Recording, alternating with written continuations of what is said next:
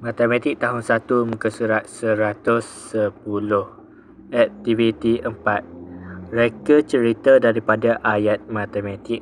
Soalan A, 15 tambah 6 sama dengan 21. Jadi kita kena reka cerita yang menggunakan ayat ni. Jadi kita boleh buat macam ni. Ali beli 15 rebel merah. Abu beli 6 rebel kuning. Semuanya ada 21 reben. Jadi ayat ni kita guna tadi reben merah, reben kuning, semuanya. Okey, soalan B. Jadi untuk soalan B ni kita boleh buat ayat sendiri asalkan ada nombor ni 37, 19, 56. Jadi anda boleh cipta reka cipta ayat anda sendiri.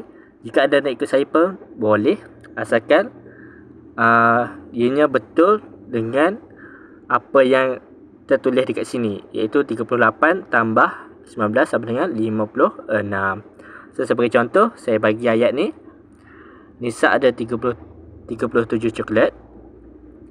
Nurul ada 19 coklat. Semuanya ada 56 coklat. So anda boleh tengok dekat sini 37, 19, 56. Okey, soalan C pula. Aiman ada 12 buah manggis. 8 buah manggis telah rosak. Baki tinggal lagi 4 buah manggis yang elok. So dengan menggunakan nombor ni, kita kena buat ayat untuk kita faham yang kalau buah yang telah rosak ni tolak 8. Aiman ada 12 manggis, 12 tolak 8 yang telah rosak, buah yang telah rosak, dan tinggal lagi 4 buah yang elok. Soalan D. Amin ada 48 coklat. Amin telah makan 34 coklat. Baki coklat tinggal lagi 14.